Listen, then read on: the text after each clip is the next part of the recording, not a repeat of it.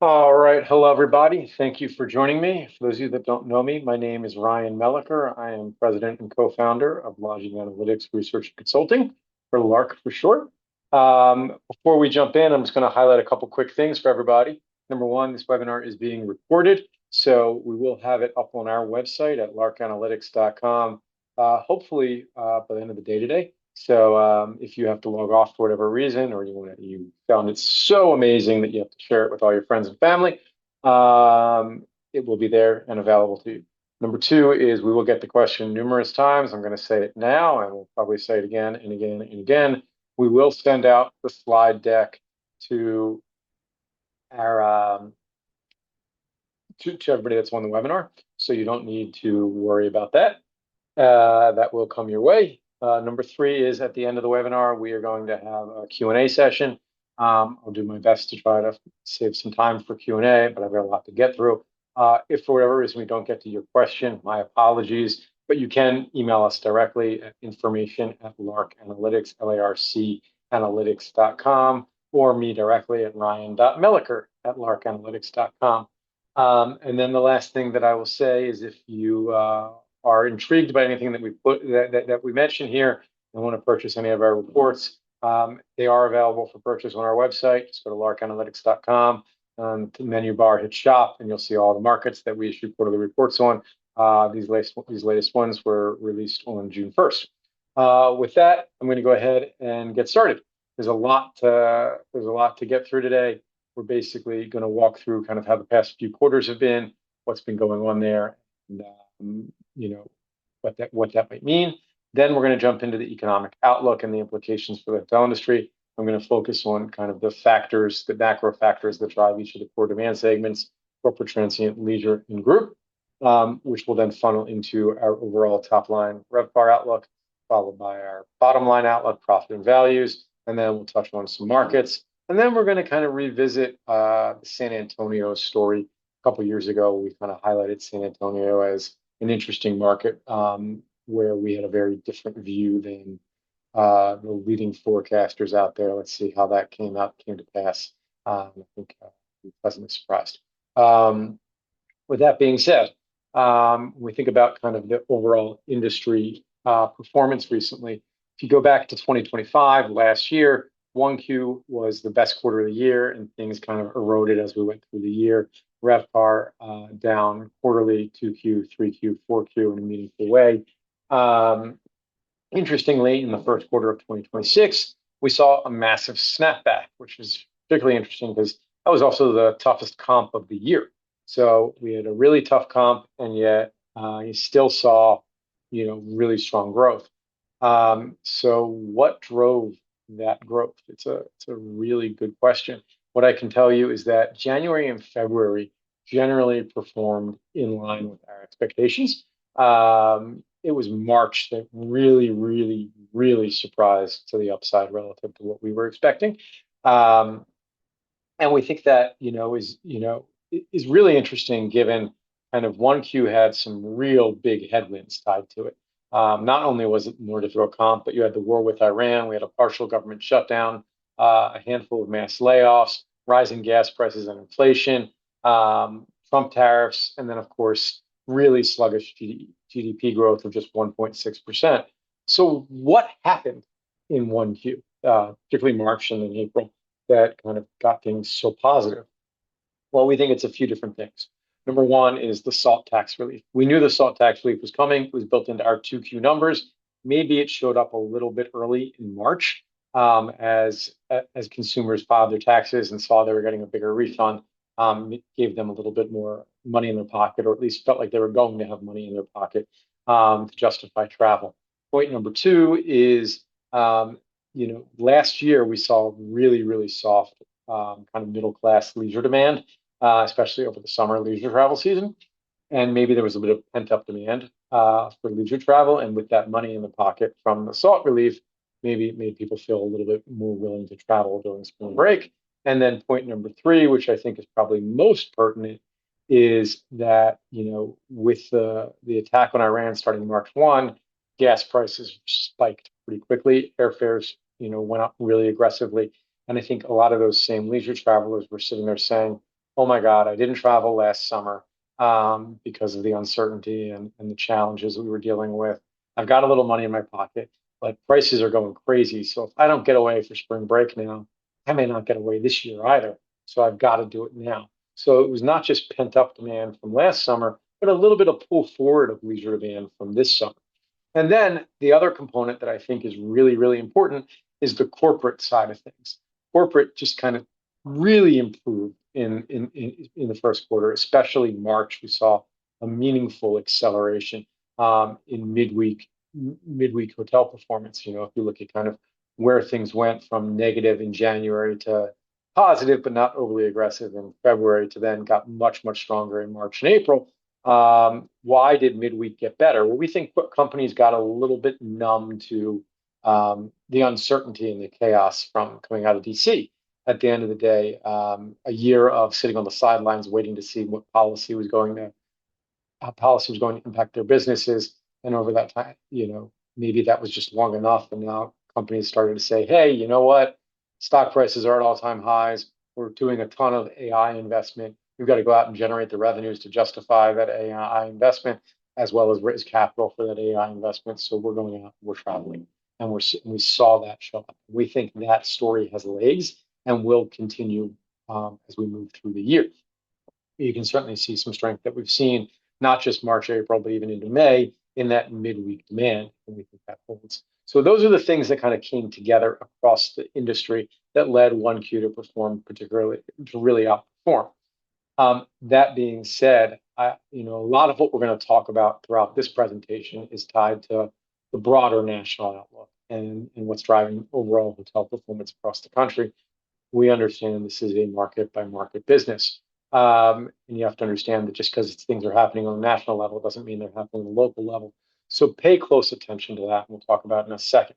But just to give you a little bit of insight into that kind of idea of that pull forward of demand, oil prices jumped from $65 to $95 a barrel by March. Some massive swing. They peaked around $115 in early April. They've since moderated, but they're still in that mid 90s. And gas prices across the US are up about 50% on a rolling 4-week average today versus where they were right before the war.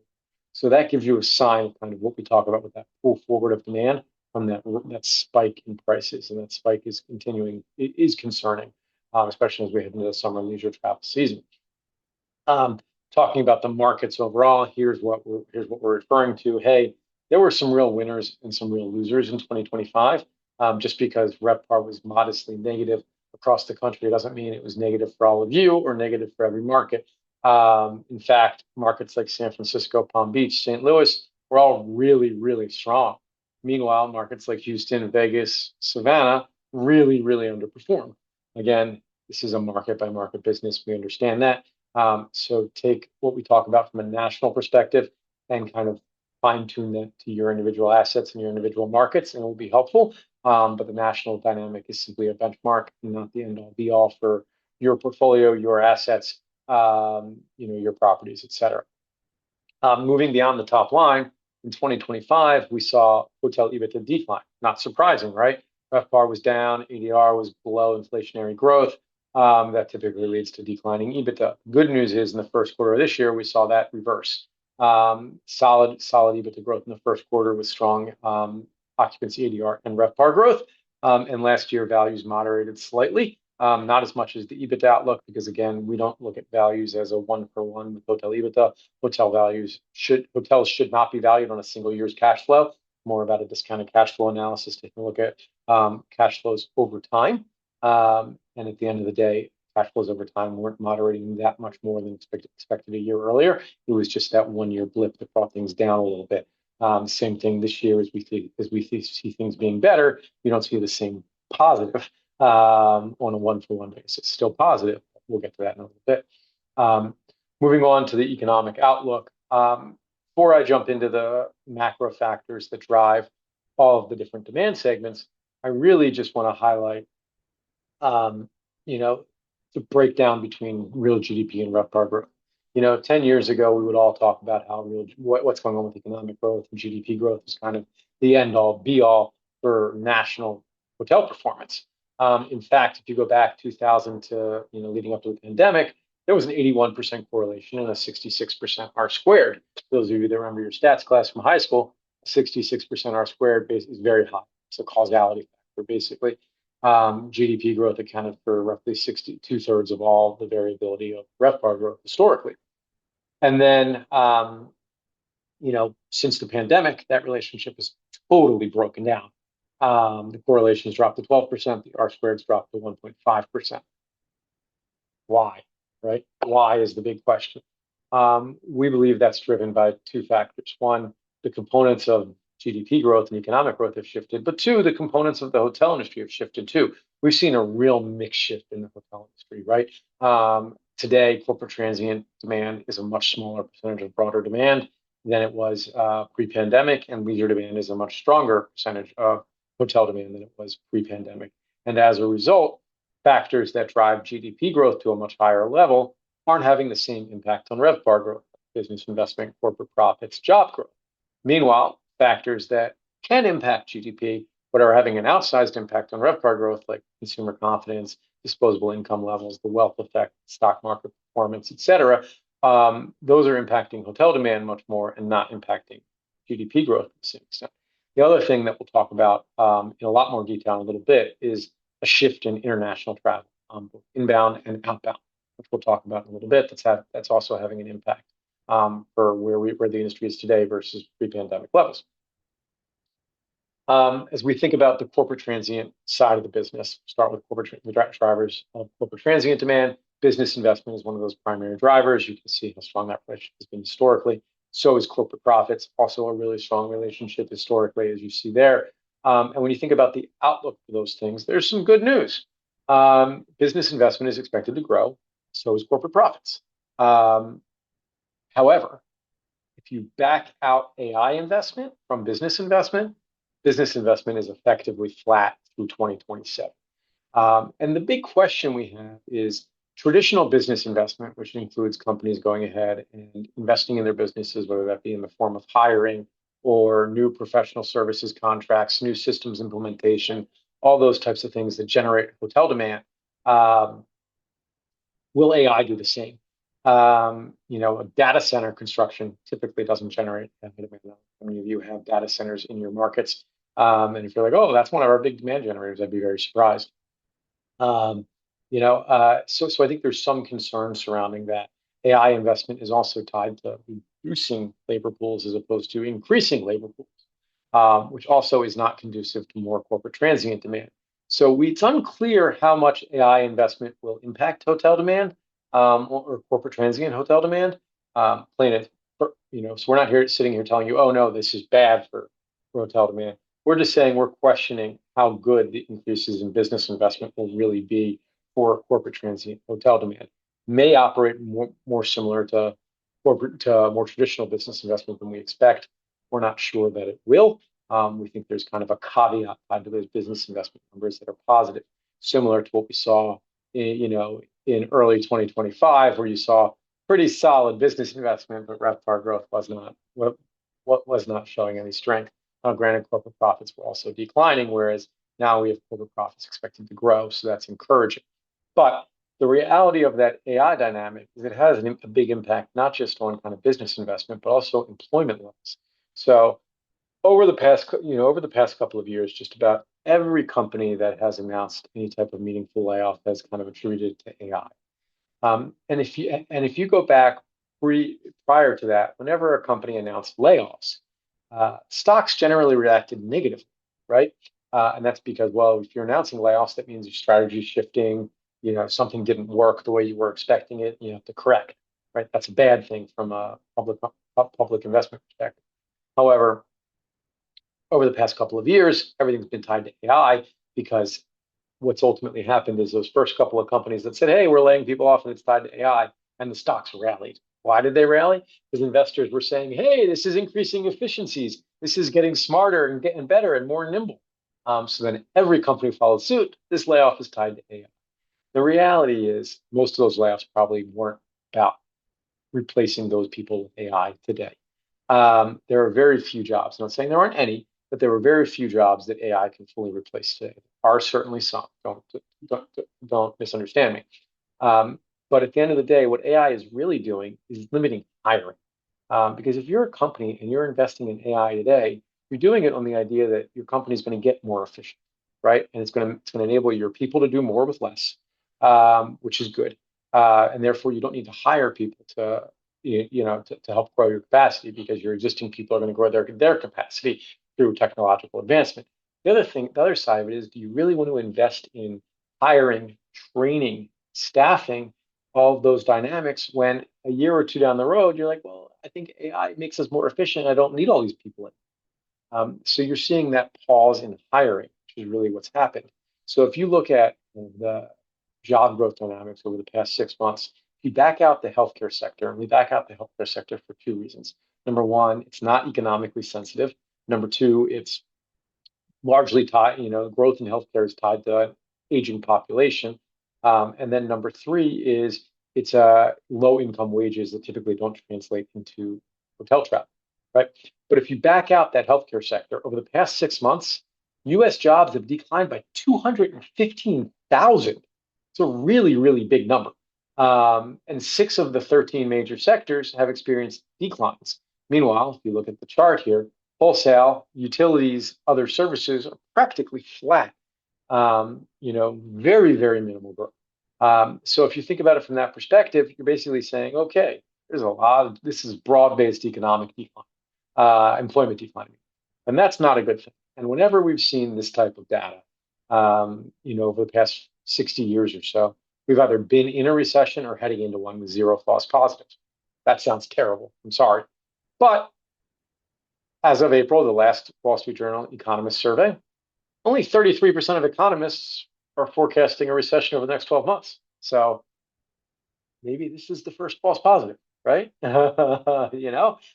Certainly seems like it's possible. The economists aren't buying it, which we think is great. Hopefully they're right. So how is that happening? We'll touch on that in a bit. Stick a pin in that because the consumer, and particularly the high-end consumer, is supporting the economy right now. And we'll get to why and how in a minute. But I want to stay on the corporate transient side of things. So the other thing from a corporate transient perspective is office utilization. Why do we care about office utilization? When more people are in the office more days a week, there's more people traveling to visit those people in the office more days a week. When there are fewer people in the office, there are fewer days of the week. It's less enticing for your salesperson or your client relationship manager to go travel to meet with those clients, those prospects, all those types of things. At the end of the day, as a result, we've seen a massive shrinking in the length of stay for corporate transient over the past 5 years. So pre-pandemic versus today, we're down substantially. And if you think about that, if you typically would travel across the country and you'd have 10 meetings with clients and prospects, and today you have 5, that means instead of it being a 2-night trip, it's a 1-night trip, plain and simple. And that we're seeing time and time again, and it's weighing on things. So we need office utilization to expand, people being in the office more frequently, to start to see that corporate transient dynamic really, really grow and recover to pre-pandemic levels. However, this is data from Castle Systems. It kind of points that that's not really growing. Yes, we can point to headlines about companies that are mandating people back in the office all the time. We can point to them for years, and it still hasn't happened. If you look at Castle Systems data, everything stayed kind of pretty flat, hovering just over 50% of 2019 levels, going back over 2 years now, largely unchanged. Not just Castle Systems. If you look at the US Flex Index, they basically have said things have been approaching 3 days a week on average for the past year or so. So we're not moving at any inflection point. We're seeing very marginal uplift from them, which doesn't get us more excited about office utilization either. And then when you think about the companies that are most flexible, that allow their people to work remotely most often, it's sectors like technology, insurance, professional services, financial services. They're the ones that generate the corporate transient demand that the hotel industry relies on. Being the most flexible isn't great for corporate transient purposes. So when you put all that together, we don't have an overly bullish view on corporate transient demand going forward. That being said, as corporate profits improve, and as companies are numb to the dynamics that we're seeing across the hotel and across DC and the policy uncertainty, coupled with the soft comps from last year where everybody was kind of on pause, there's lift that will materialize this year and probably into next year. But that lift needs to be measured. It's not getting back to where we were pre-pandemic. It's just a little bit of benefit is the way we're looking at it today. Moving beyond the corporate transient side, let's talk about the other big transient segment, the leisure transient segment. So consumer sentiment is a great indicator for kind of how the general consumer is feeling and the implications on their willingness to travel. If you go back to the depths of the tariff tantrum in May of last year, consumer sentiment index from the University of Michigan registered a low of 53.6, which was the lowest level in 45 years. We're going back to 1980, people. That is a long, long time. It bounced back shortly thereafter, but began to drift lower again in August. And by December, with the government shutdown, we set a new record low, 52.9. And then guess what? April of this year, after the Iran war began, we set a new low of 49.8. So the consumer doesn't feel good, plain and simple, right? That's a concern that we clearly have, and something that continues to hold. But retail sales has improved a little bit, right? So if you go back to 2024, we saw a general upward trend in retail sales growth. And then Trump took office and the tariff tantrum started to unfold. And we saw things kind of pretty muted throughout most of the year. There were a couple of spikes, but generally really, really soft numbers. And then as we moved into March and April of this year, things really spiked, right? Similar to what we saw, like RevPAR hotel performance really outperforming in March and April. Same type of thing with retail sales. Well, how does that work with consumer sentiment being as negative as it was in May? Does that make a lot of sense? Well, I think that there are components that may. So if you look at data that Visa just put out tied to their spending momentum index, they generally saw spending momentum pick up. That's this dark colored line here. That was actually that's been accelerating on a 3-month rolling average and feeling pretty good. In fact, the May data point registered 101, which is expansion territory, and it's the third straight month in expansion territory, the first time since 2022. So that's great. However, the discretionary side of that, the light blue line here, that's declining again.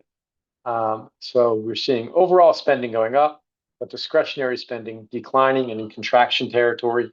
The gap there is basically gas prices is the big, right? People are spending more on gas, so they're spending more, but they have less to spend on discretionary items like travel, plain and simple. And that's concerning. But the other thing to keep in mind here is stock market performance. Why do we care about the stock market performance? Well, it generates a wealth effect, right? For those consumers that have a lot of investments in the stock market or bond markets, et cetera, and they've seen those markets really rally and be particularly strong, it's translated into them feeling really good about their financial position, how their balance sheets, which has in turn translated into them being more inclined to spend money. So the stock market last year was up 16%. Year to date through last Friday, was up another 10%. I know we pulled back a little bit this week, but still particularly strong numbers is the bottom line, especially during the war. If you think about from that low at the start of April all the way up to where we are now, that's been a pretty big move, and really, really positive, right? For that wealth effect that I was talking about before. So that wealth effect is really, really important because what it does is it points to those people, aka the top 20% of US households, that are heavily invested in assets, whether they be stocks, bonds, they own their own real estate. They're driving the economy and they're driving consumer spending. That top 20% or top quintile today, or as of the end of 2025, is responsible for almost 2/3 of overall spending across the U.S. consumer. So that's the highest number on record. That's a big, big number. Meanwhile, everybody else is getting worse, right? Spending less and less. They're accounting for less and less because, again, 29% of Americans living paycheck to paycheck, 7% subprime auto loans are delinquent. We see a really soft job market, limited job prospects, limited wage growth coupled with elevated costs with inflation going higher. That does not give that everybody else having capacity to invest and spend. And that's the concern that we see today from the leisure dynamic. High end, doing well, low end, everybody else, not so much. So if you're catering to that high end, you're feeling good. Performance is good. Your outlook is probably good. If you're catering to everybody else, there's a real challenge.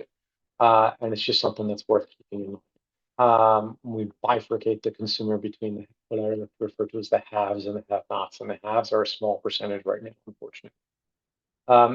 The other thing that I want to highlight when it comes to leisure demand is the international dynamic. And this is really important. This is one of my favorite slides in the deck. So if you look at inbound foreign arrivals, foreigners coming to the US, we declined 4% year over year last year, and we're down for another 4% year over year, year to date through April.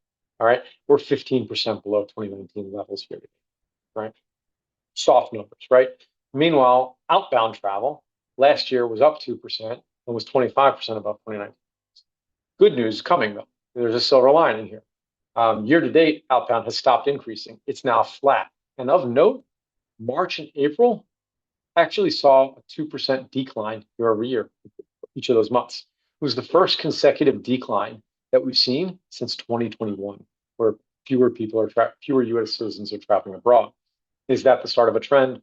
We hope so. Why did that happen? It could be tied to the Iran war. It could be tied to expenses from airfares, and it could be tied to falling dollar. All those things probably play some level of role, but nonetheless, it is a positive. It is a positive where maybe outbound foreign travel won't be such a headwind going forward. We certainly hope so.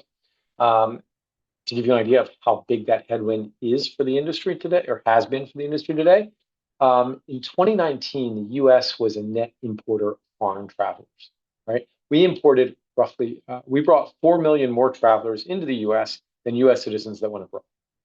Trailing 12 months through April, we were a net exporter of foreign travel. 19 million more U.S. citizens went abroad than foreigners came to the U.S. That's a gap of 23 million travelers. If you figure the average length of stay for an overseas trip is about 4 nights, that's over 90 million room nights. That's 4 percentage points of occupancy just from this chart alone. That dynamic is massive. It has a huge, huge impact. So we pay really close attention to this because we think it's a real concern. Our hope is we're no longer going to see the headwinds from U.S. citizens going abroad, and maybe we start to see some tailwinds as they choose to stay domestic. But we don't know that yet. We still have our reservations. And then the hope is that foreign inbound will accelerate. I think it will a little bit with the World Cup. We don't know how much that's going to be a short-term blip versus start of something new. So just something to keep in mind. And when you think about international travel, not every market is impacted the same. This gives you kind of an exposure dynamic tied to all the different markets. If you're in markets like New York, Honolulu, San Francisco, it has a huge impact on the market. Pittsburgh, Cincinnati doesn't impact you at all, right? Or very, very minimal. And then not every market with a lot of exposure, has the same amount of recovery left, right? Honolulu, Japan just has not come back at all. We're still 44% below pre-pandemic levels. Meanwhile, there are other markets that are a little bit more defensive in their international travel. DC is practically back at 2019 levels. Dallas and Seattle are above 2019 levels. So, not every market is facing the same challenges from foreign inbound arrivals, and not every market faces the same opportunities in terms of recovery. So understanding those nuances is helpful. And then the last thing that I want to highlight from a demand signal perspective is the group side of things. For those of you that do not know, we get data directly from the 30 or so largest convention centers across the US. And then we share that data with our subscription-based clients. If you're interested in that data, you should reach out to us. We do give that data to our subscribers. And here we've aggregated that data for the US overall. And in 2025, we saw convention bookings up 4% year over year. This year, we're tracking up 4% again versus that level. And next year, up another 1%. So we see some nice improvement. Group should be a nice tailwind for the industry over the next couple of years. But it's not going to be the same for every market, right? Not too surprising. Strongest markets for this year, Philly, home run, up 67%. massive number, right? Only market that was close to that last year was San Francisco, which had a massive year, right? Philadelphia is benefiting from the World Cup, the MLB All-Star Game, and the 250th anniversary celebration in the United States. LA and San Jose also really strong this year. Weak markets, Dallas and Austin shouldn't be too surprising. Their convention centers are under renovation slash redevelopment. And Tampa just facing really difficult comps on a year-over-year basis from a convention center perspective. Tampa in general is still performing really well. The convention centers materially above pre-pandemic levels this year and beyond. When you put it all together and look at kind of the macro that drives a lot of our models, I just want to highlight this real quickly. Real GDP growth, again, not a huge factor in our models. Again, so you break down between that relationship and what you see across the industry in general. But we see GDP growth being muted over the next couple of years. Job growth really, really soft this year, which impacts corporate transient demand. It will pick up a little bit next year, which is encouraging. As a result, unemployment rate ticking up this year before stabilizing a little bit. But corporate profits are going to offset that because they're starting to grow, which is good. On the leisure side of things, inflation elevated, hard for the middle class consumer, but consumer confidence is expected to get better as we move through this year and into next year, which is encouraging. And the dollar is falling, which should help keep U.S. citizens domestically and make it more affordable for foreigners to come to the U.S. And then with that backdrop, these are some of the assumptions that go into our models.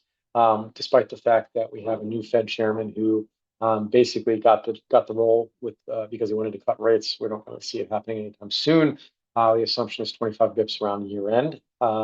Tariffs stable, oil prices stay elevated. Geopolitical instability doesn't get materially worse than we're looking at right now, not materially better either, and no near-term U.S. recession, though economic growth is muted, as I talked about. So, with that backdrop, let's talk about the hotel industry, right? So there are some positives and some challenges for the remainder of this year. Positives, comps are getting easier, right? World Cup should be a nice tailwind. We'll talk about the World Cup a little bit more in a bit, but what I will highlight here is there is nothing in the World Cup news that has surprised us, nor has it changed our views on the World Cup. We have always said the World Cup impact was going to be skewed to a handful of cities, and it was going to be entirely ADR oriented. That continues to be our view. Nothing has changed there. We feel okay about it. Other benefits, SALT tax relief, I talked about that. High-end leisure traveler will continue to be strong and support that high-end lodging market. And then group demand, also talked about that being strong. Challenges that we're seeing. Well, we've got a war with Iran. Oil prices spiked. Gas prices are massively up. That's going to weigh on the middle class consumer's ability to spend on more discretionary items like travel, especially as we head into the summer leisure season. Good news is that they have really soft comps. Bad news is it doesn't look great anyway. On top of that, muted job growth doesn't help that middle class leisure traveler, and limited traditional business investment limits the corporate transient traveler as well. And then World Cup, while we're positive about it, the reality is foreign visitation will likely be kept in check, driven by the rhetoric coming out of DC. Headlines like the Somali referee earlier this week not being allowed entry into the U.S., things like that. Obviously, it's not like, oh my God, everybody from Somalia is not getting in, or everybody from Africa is not getting in. But those headlines get picked up, and it spooks people and impacts things. So it's just worth keeping that in mind. Those are challenges that we are fighting. From a demand segment perspective, I kind of alluded to all of this already, but we generally think corporate transient demand will tick up. We see strength from corporate profits.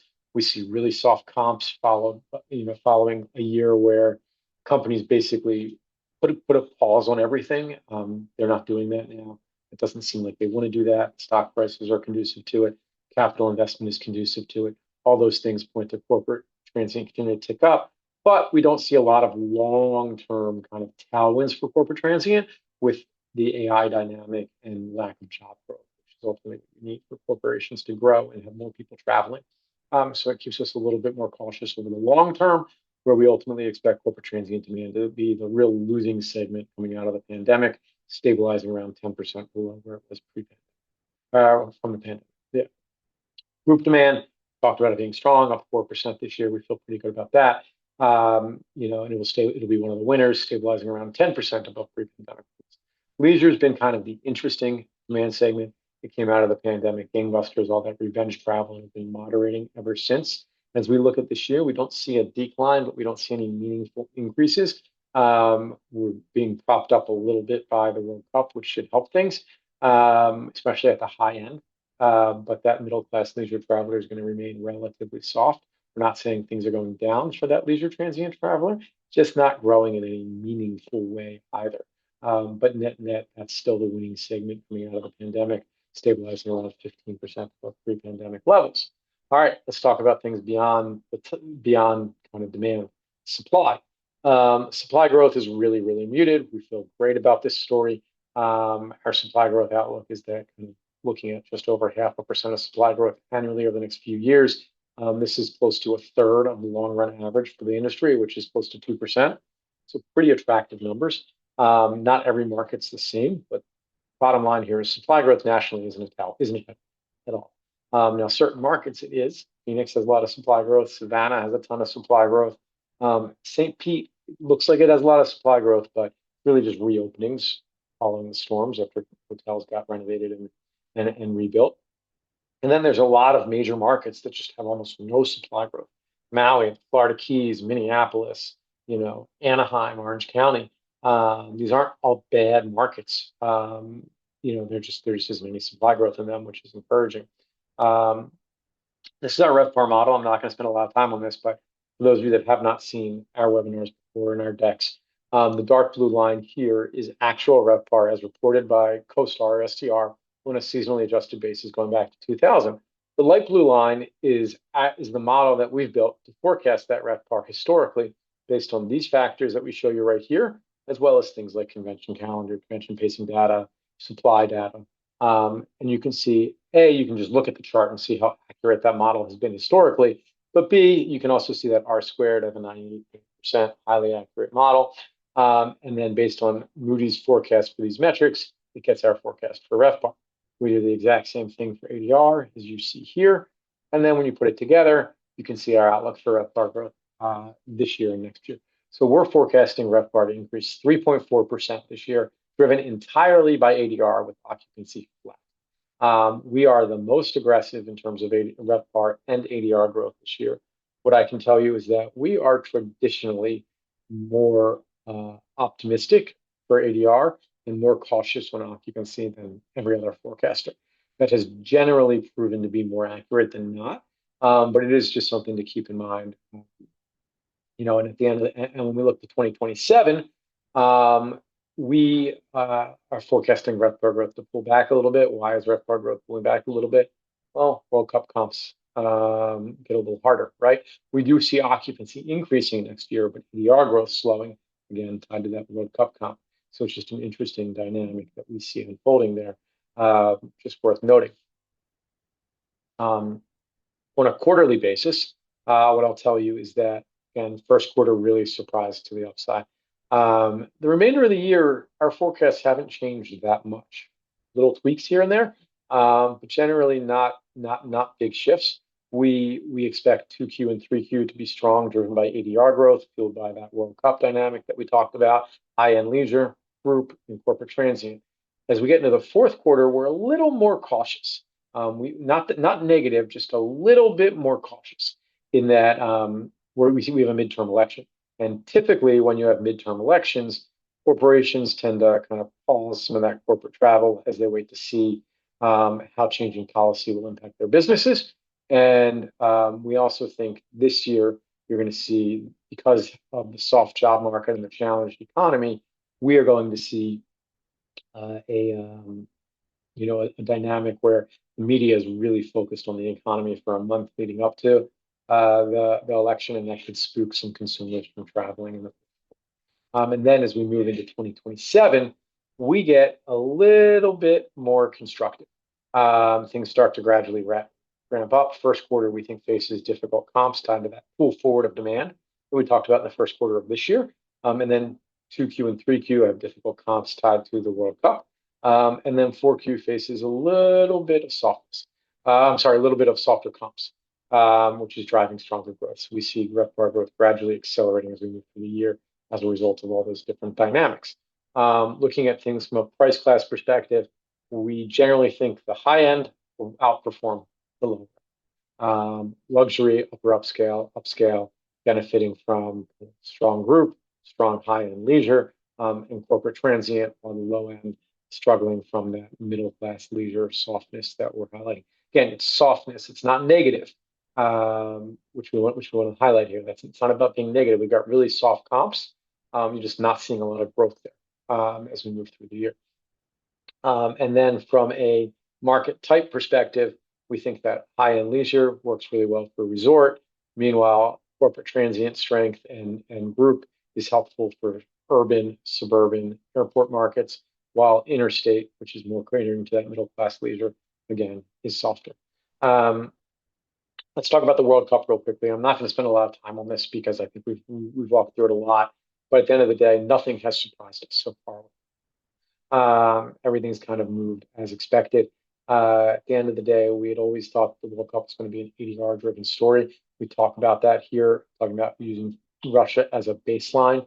And based on the Russia baseline, which we think is the best comparable from 2018, you had negative sentiment towards Russia from international community. You have a lot of different cities hosting, big separation across those cities, and it translated into really strong performance on the rate side, while occupancy was effectively unchanged.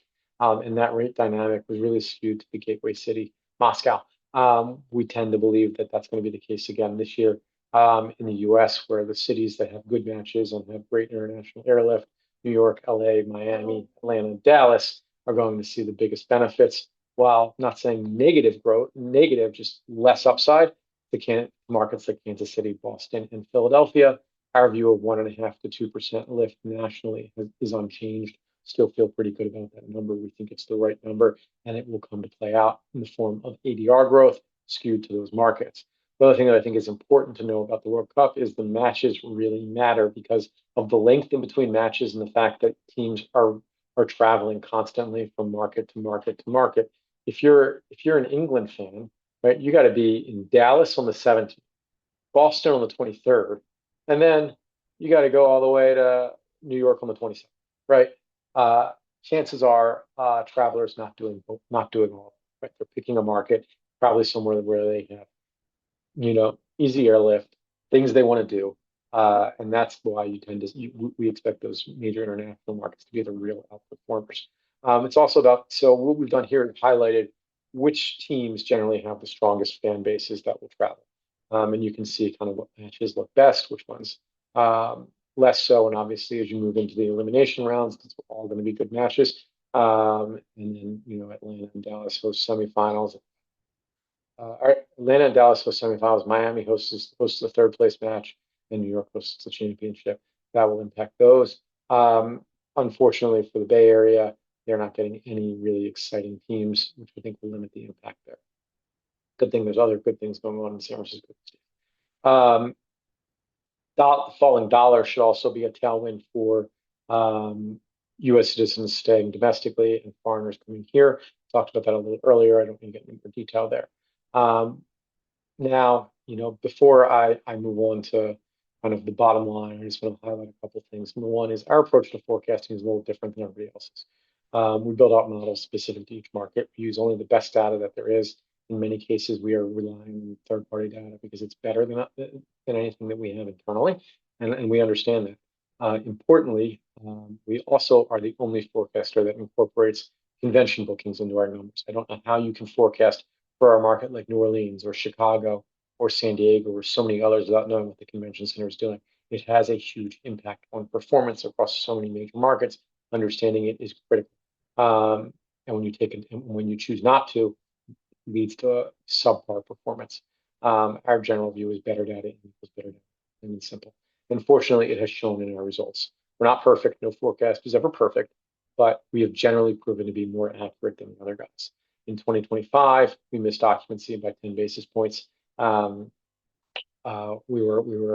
else was within 1% of occupancy. We're a little optimistic on ADR. We'll admit that. ADR did not come in as strong as we had expected. We didn't fully appreciate the impact that tariffs and international travel and the rhetoric coming out of DC was going to have on that going into the year as Trump was reelected. Something that I wish we had done a better job. Nonetheless, we felt pretty good about kind of how our forecast stacked up relative to everybody else's. In 2024, we were the most accurate. We missed RevPAR growth by 60 bips. Nobody else was in 1 percentage point. 21 and 22, we were the most accurate as well. 2023, we were not. We give PwC the credit there, but only us and PwC were within 1% of ADR and RevPAR. And then that's looking 1 year out, going into the year versus actual results. If you go further out, look at our forecast, 2 years out, 3 years out, you get the same results. Generally speaking, we are far more accurate than everybody else. And that stands out, and it's why our clients rely on data. At the end of the day, no forecast is going to be perfect, but if you understand that that one provider is more accurate than others, and that provider happens to be transparent, you can understand what data goes into the forecast, how the forecast is calculated, and get comfortable with it, there is value in it. If it's a number that is generally less accurate and you don't know what went into it, you don't know how you find that helpful and why you need to pay for it. But people do. Just me and my soapbox. Moving beyond that dynamic, let's talk about profits and values. We're going to focus on kind of labor costs here a little bit. So labor is a huge, huge issue. And we, especially with new union agreements, obviously for those of you that are not aware, New York just entered a new union agreement a few weeks ago. Wages are going to be up annually about 6% over the next 2 years and 5.5% CAGR over an 8-year period. So pretty big increase to the tune of about 50% over that period. Importantly, what's not being picked up as much in the press is that benefits also increased dramatically. According to the Hotel Association of New York, they expect wages and benefits combined to increase a total of 15% in year one of this contract. So it's a big 15% increase overall. That's a massive, massive number. Why does this matter, everybody? Well, obviously, union hotels. If you're a union hotel, you're concerned because not only New York just got done, Chicago's union negotiation is starting now for hopefully to be resolved later this year. And then just a couple of years in advance of the summer 2028 Olympics, LA, San Francisco, Las Vegas, Honolulu are all coming. So these new agreements are certainly a baseline for what's happening going forward. And if you are a non-union hotel in a union market, you're like, well, thank God I'm not union. Only kind of, right? At the end of the day, yes, the reason why you don't want to be union is not because of the wages, it's because of the work rules, the restrictions, right? The challenge is the lack of flexibility of your employees. As a result, if you're in a union market and you're a non-union hotel and unions pay this wage, you pay this to keep the union out. When union wages go here, you go here. So it does impact everybody. Just something to keep in mind. It's a concern, not just across New York, it's all of these major cities. Be very mindful of what's happening there. And then it's not just about unions, it's also political dynamics that are unfolding. We obviously, I'm sure most people on this call are relatively familiar with the increased minimum wage law tied to tourism and hotels. The good news is LA pushed it out 2 years to 2030 last month. Bad news is we're still going to $30 an hour by 2030 on a gradual basis. It's something like a 50%, 40% increase over a 5-year period. San Diego passed a $25 per hour by 2030 increase. It's a 45% increase. In New York, you have the Safe Hotels Act, which basically makes it illegal to operate a non-union hotel. And then something not tied to wages, but tied to political dynamics. I don't know how many of you are familiar, but in May 1, Chicago CBD just became a new tourism improvement district, and we now have another 1.5% occupancy tax added on to hotel bookings. So when you think about the hotel websites, including the taxes and fees and the number in the dollars they're showing, it makes it harder to push ADR. In Chicago, that's going to be a little bit of a fight going forward. And if you think that these things are specific to these individual cities, I would think, again, these are all risks that, continue to move from one city to the next. So be very, very careful and understand that and underwrite them appropriately as you look at new deals. With regards to expenses, labor costs are going higher. Property taxes continuing to increase. Insurance expenses remaining elevated. Net, we see expenses moving up, over the next few years, close to 3% before they moderate in 2028, 2029, and 2030. Overall, EBITDA growth is going to be strong this year. We feel really good about EBITDA growth this year. Next year, we see a little bit of a moderation because of that World Cup comp. So some of the lift that we saw this year, you're giving back next year. And then you see growth again in 2028 before things are relatively flat in 2029 and 2030. This is our cap rate model, kind of walks through what drives our terminal cap rates and our DCFs to drive our values. And when you put it all together, net is we see nice strength this year. 3.4% RevPAR growth driven by ADR.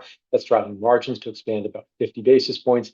EBIT up over 5%, which is leading to values to increase 3%. Values don't increase that full 5% because, again, we don't just cap a single year's EBITDA or cash flow. We look at a DCF over time, and you're giving some of that back next year. Again, next year, giving some of that back, but then things are growing in the years after. So we still see positive growth in values in 2027.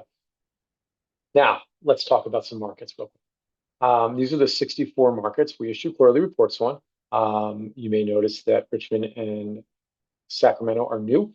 We added them this quarter. We're excited to have them join our list.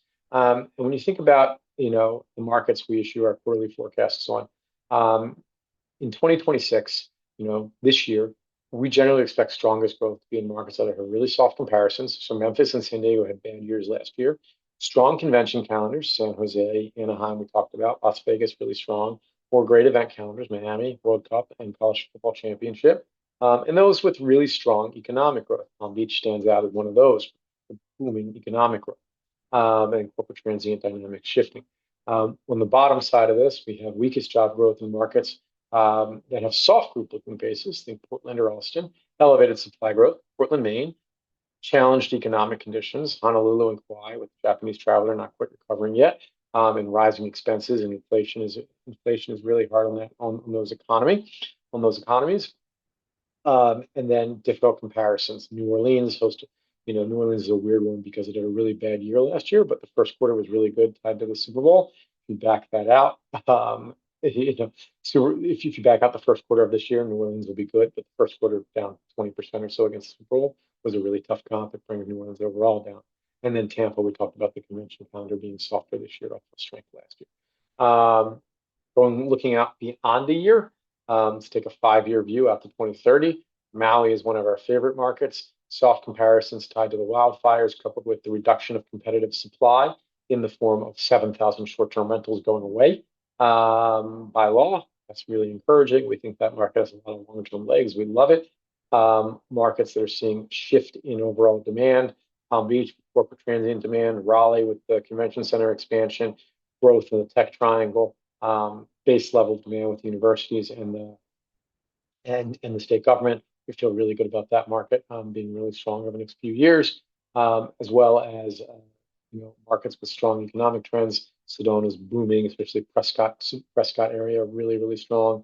Memphis, special events. Miami, we talked about that. And then convention calendars, Orlando and Anaheim are really, really strong. Bottom performers are those with sluggish economic growth in Kansas City and Pittsburgh. Convention center redevelopments, think Dallas. Declining government demand, that's DC and Kansas City, and tough comparisons tied to a strong 2025 convention calendar. San Francisco, where we take a little bit of a contrarian view there, where we think that there's a lot of really good things happening in San Francisco tied to AI, but it's not all going to be good for hotels. And we think Moscone really drives that market more than anything else. Moscone had an amazing year last year. We're going to see first quarter of this year was really strong. We're seeing that moderate going forward, and we're not going to see that type of growth in typical comps. 5-year outlook for values. Orlando is our favorite market. We love what's happening in Orlando. Strong convention calendar, robust economic growth, continued ramp up of Epic Universe, and modest expense growth in a favorable expense structure market. All bode well over the long term. New Orleans, we think the market totally misunderstands this market. Convention calendar is positive over the next 6 quarters. The market is driven by the convention center. As the convention center goes, so does the market, because the convention center gives that market that base level demand to be more aggressive on pricing for the leisure transient that follows suit. If you don't have the convention calendar, you have a bad year. If you do have it, you have a good year, plain and simple. This year, the rest of this year and next year will be solid for New Orleans. And then you have this massive convention center, riverfront district being redone, expansion to the convention center, a new jazz and blues museum, Shell's corporate headquarters, a riverfront park. It's going to transform that whole area into somewhere every convention and meeting planner wants to go to. We think it's a great story, and it's got a lot of nice legs over the next few years. And then Miami, we talked about special events.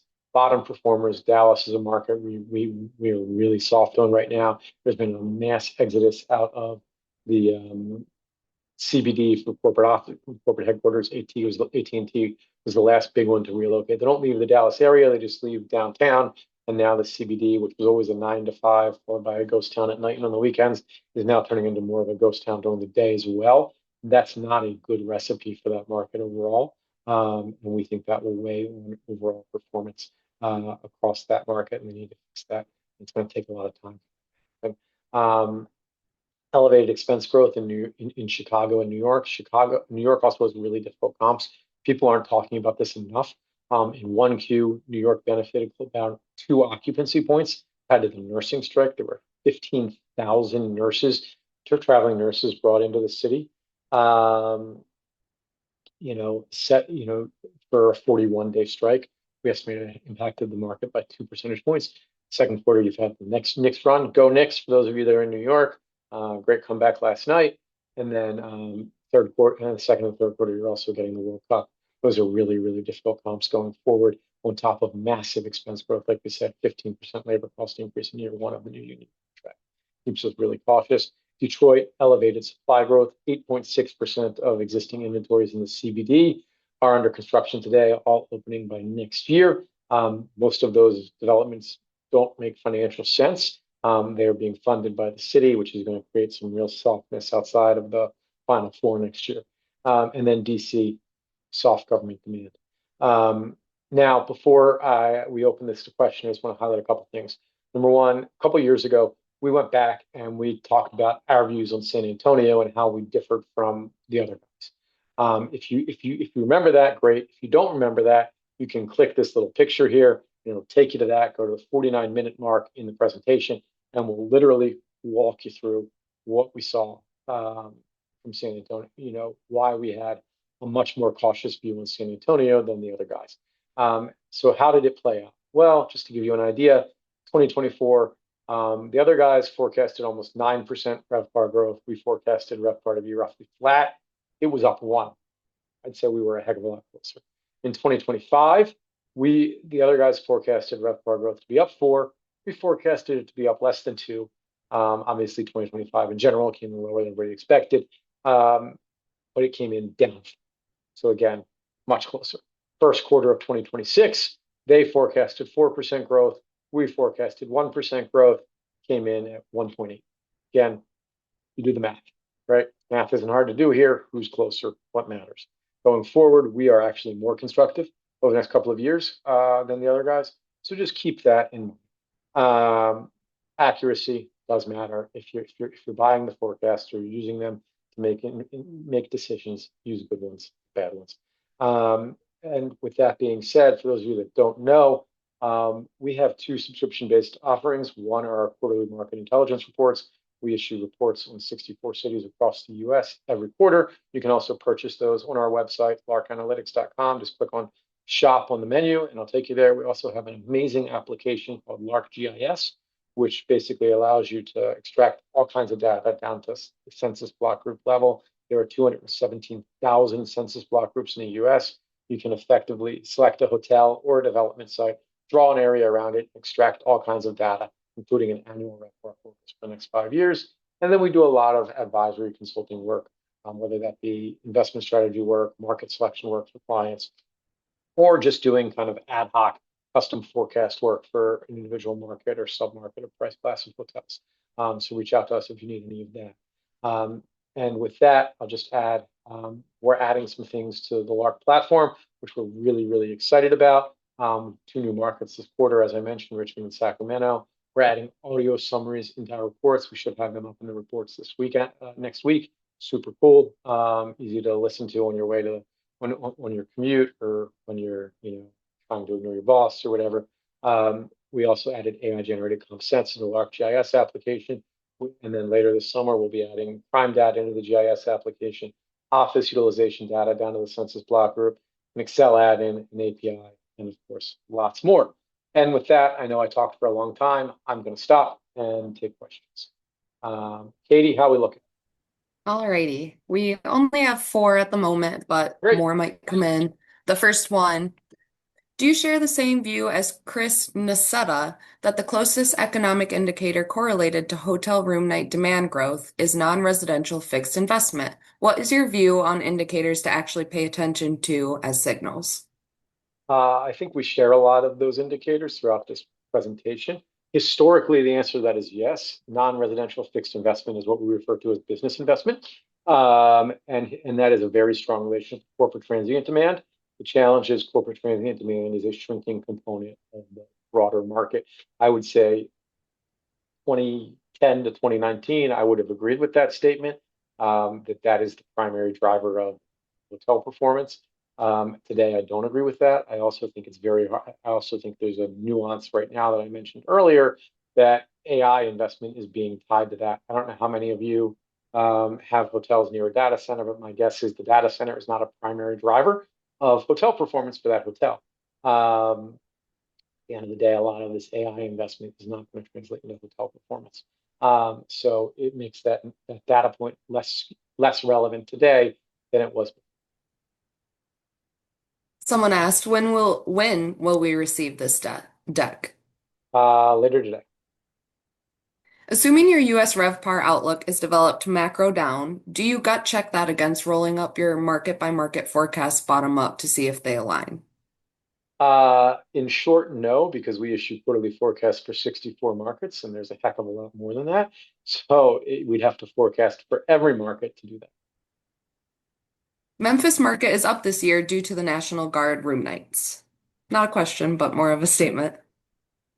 Okay. Jan Freitag and STR, I believe, said that the data shows that fuel/gas prices does not affect hotel performance. What is your thoughts on the impact of rising fuel costs and the cost of oil on hotel performance? We don't believe that. I think that there are times, and it's really more inflection points when it does. When you see massive increases in oil and gas prices and airfares, it does impact hotel performance. Um, but normally, in normal course of business, it's true that it does not. Can you say more about the Chicago market? Sure. We think that 1.5% occupancy tax is a concern and will limit ADR growth. That being said, the convention calendar looks decent. The market's poised to have a pretty strong summer, and those things give us some strength. But at the end of the day, expenses are a big challenge there, whether it be in the form of property taxes, in the form of labor costs, union contract negotiation, which is underway now and will probably get resolved later this year. All are things that give us pause about investment in that market, but top line growth doesn't look like it's going to be, something to massively lag the industry. We just think that occupancy tax will limit ADR growth. In 1Q 2026, RevPAR growth outlook was around 0.6%. Most recent report is closer to 3.4% RevPAR growth. Is this primarily due to outperformance in Q1, or is the second half outlook higher now? What are the primary drivers for this revised growth? Yeah, I hope I addressed that earlier in the presentation. The answer is yes. And you're spot on. We were far more cautious. We really thought the war was going to have a much bigger impact than the war and the partial government shutdown were going to have a bigger impact in March and even April than really played out. And that led us to be a little bit more positive. The vast majority of our change is in the first quarter. The dynamics that are shaping our second and third and fourth quarters are pretty similar. They're marginally more positive, but not materially. The first quarter was the big shift. How will we receive this presentation via email? Thank you, which is Email. correct. Can you also tell us more about the Tampa market? Yeah, we like the Tampa market. I think that it's going to have a soft year this year with hotels coming back online after the storms, coupled with a tough convention comp. But long term, we think the Tampa market has a lot of legs, strong economic growth, low wage market, high margin market, coupled with we think a nice ADR disparity between kind of the Tampa area, Gulf Coast, and then South Florida, which we think will continue to narrow over time. And that's a market that will perform pretty well. We like a lot of the Florida markets, frankly. We're big fans of, as you saw, Orlando and Tampa. Miami, we mentioned all three of those. We love Palm Beach. That's another one that's really strong. The only one that we're a little bit more cautious on is Fort Lauderdale, but generally speaking, we feel pretty good about the Florida markets. What is the rationale for the growth rate in property taxes of 5% over the next 5 years? I think it's real simple. First of all, we look at the increase in municipal budgets for real estate taxes. At the end of the day, property taxes for hotels are pretty easy. Broadly speaking, I'm not talking about an individual hotel, but broadly speaking, um, cities and counties look at their budget and say, okay, our our costs are going up by X%, therefore we have to increase our revenues by Y%. And those revenues are heavily tied to property taxes. Not all tied to property taxes, but they're heavily tied to property taxes. So they will budget an increase in property taxes. And you can look at it every year. Our team goes through and looks at updated budgets and gets a sense of where property tax increases are expected to grow. And for those that break it down to hotels, we incorporate that data, or commercial real estate, we incorporate that data. But you get a general sense. And the reality is we are seeing property taxes increase because cities and counties have to fund their expenses, and they fund it through taxes. And I don't know about you, but do you think that cities are starting to cut expenses? I don't. So we generally expect. Any additional thoughts on San Francisco/San Jose market for 2027 outlook after a strong Q1 driven by the Super Bowl and strong convention calendar and now FIFA? Yeah. So we think 2027 is going to be a tough year in that broader area, largely because of difficult comps. Number one, you are seeing Super Bowl comp. Number two, you're seeing World Cup comp. The convention calendar is not super strong this year, so you're not seeing kind of a big, tough pullback. The strength was really tied to those two special events. If you back them out, the convention calendar is actually a little down this year. So it's not so much that. I think the reality of the convention calendar is that every year through 2029 is pacing 30% below 2019. And we believe the San Francisco market's heavily driven by that. The other thing that I'll tell you is there is a ton of positivity surrounding the Bay Area with AI. I think that positivity is real, and there's a lot of good dynamics going on across that area. However, I'm not sure how much it all translates to hotels. I had somebody tell me the other day, oh yeah, well, when OpenAI and Anthropic go public, it's going to create so many millionaires in the area that it's going to boost it's going to boost the hotel market. I remember thinking, do you think that the locals that become millionaires are now all of a sudden going to stay at local hotels? No. Will it boost the hotel market in Napa and Monterey? Sure. Tahoe? Sure. Is it going to impact San Francisco, San Jose? Not so much. So I think that those dynamics are positive for real estate, but not necessarily positive for hotel performance. No, don't get me wrong, a rising tide raises all ships.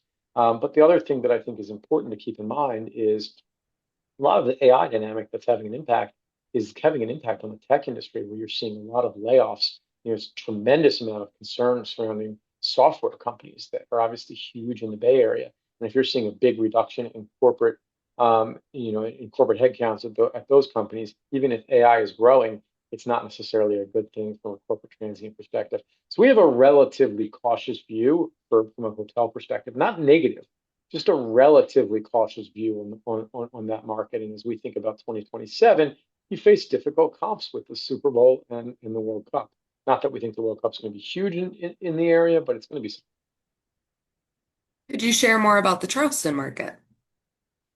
I think Charleston is a market that's kind of middle of the road for us. I think a lot of it comes down to the different submarkets. There's a lot of strong economic growth there, which gives us some some positivity, but a lot of it comes down to the location you're in. Are you in more of a corporate or leisure location in the Charleston market? Uh, Downtown, we think, is doing pretty well, and will perform relatively well, but some of the outskirts may face some greater challenges. This one is a two-part question. For the Los Angeles market, the 40% growth to 2030 far outweighing ADR and RevPAR growth, how is this an ordinance affecting acquisition and development demand for the area? Well, I don't think there's a lot of development demand, I can tell you that. And I think investment demand depends on where you are. But at the end of the day, our view is I think you're seeing a lot of caution in the LA market. Downtown LA, for lack of a better term, is a complete disaster right now. And you're seeing a mass exodus of companies out of that area. People don't want to be there. It's obviously a big focal point surrounding the mayoral election that was earlier this week. But I think that it creates challenges. You have expenses growing at a faster pace than revenues. It doesn't mean to say that there aren't pockets of LA County that work really well. We think West LA, Santa Monica, Beverly Hills continues to work, but you're facing challenges with Hollywood seeing, leaving LA. I don't want to say leaving entirely, but more inclined to shoot television shows and movies outside of LA than they have in the past, as you're seeing movie studios being built all over the country. And you're seeing companies relocating to Orange County, whether that be south in Newport Beach or over towards the Anaheim area, which creates a lot of tailwinds in that area. So LA is a market that it's hard to be super excited about given the expense dynamics. There's a bunch of special events that create tailwinds, from the World Cup going on now to the Super Bowl in January to the Olympics in 2028. But political dynamics and expenses keep us far more cautious. Second part, are buyers saying they might have missed the boat to acquire in San Francisco and are looking at LA markets? Uh, I have not heard that. I think there's a lot of euphoria surrounding San Francisco right now. If you ask me, I think it's a little overheated, and it's a great time to be looking to take advantage of that. But that's my opinion, and what the data tells us. I have not seen them pivoting from San Francisco to LA specifically. Do you see any impact in the potential IPOs coming up and the increase in wealth for certain markets that have a large employee base for SpaceX, Anthropic, and OpenAI? Yeah, I think the way to think about that is, where are the high-end leisure destinations that are within close proximity to those headquarters? I mentioned places like Napa and Monterey before. I think those places can really outperform those types of one-time events and dynamics. Do you look at the Florida Panhandle? Will the rising fuel costs or oversupply in other markets like Savannah reduce demand in that market? We don't forecast specifically for the Florida Panhandle, but I can tell you that I think drive-to destinations, especially drive-to destinations that are catering to more middle-class travelers like the Panhandle, it create rising gas prices create headwinds. Observation, not a question. The tail end of Gen X's children's graduating both high school and college, I feel, are highly correlated to travel and spending, as these several past and post years have massive numbers of students graduating before the bottom falls off with the baby bust and slowing population growth. Okay. When I say miss the boat on San Francisco, I mean the two acquisitions by institutional buyers on Park 55 and Four Seasons, etc. I think I kind of answered the question. I think that the Park 55 was done out of receivership, so it's kind of a unique situation. Four Seasons also very high-end luxury, not necessarily indicative of the broader market, if you will. So it's hard to focus on those two transactions specifically and say that they represent the market as a whole. But our general view, I think I addressed on San Francisco. Given Moody's and Mark Zandi's historic criticism of the Trump administration's economic policies and corresponding pessimism in his economic forecast relative to actual performance, have you considered using other economic forecasts to inform your model? That's a great question. First of all, I would 100% agree. Mark Zandi is relatively biased against the Trump administration, and it shows as he talks about things. That being said, it's not like the economy's been doing well. Look at GDP growth, and we had 1.6% real GDP growth in the first quarter. I'd actually argue that he's been closer and farther away. And a lot of his data points have been more accurate than less. It's just how he talks about them and kind of his berating of the Trump administration that maybe makes people question it.